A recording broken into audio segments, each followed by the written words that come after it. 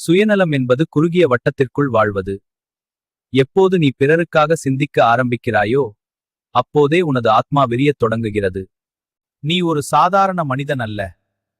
நீ எதற்கும் அஞ்சாத பரம்பொருள் என்ற உண்மையை உணர்ந்தால் இந்த உலகமே உனக்கு அடிபணியும். ஒருவன் அறிவாளியாக மட்டும் இருந்தால் போதாது. அவனிடம் கனிவான இதயமும் துடிப்பான கைகளும் இருக்க வேண்டும்.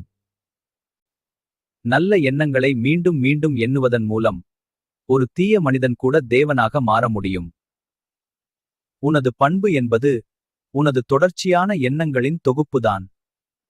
விடாமுயற்சியுடன் உனது பழக்கங்களைச் செதுக்கு. உண்மை என்பது யாருடைய தனிச்சொத்தும் அல்ல. அது பிரபஞ்சம் தழுவியது. மற்ற மதங்களில் உள்ள நன்மைகளையும் உங்கள் மதத்தில் உள்ள உண்மைகளையும் ஒப்பிட்டுப் பாருங்கள். அப்போதுதான் சத்தியத்தின் முழு உருவம் உங்களுக்கு தெரியும்.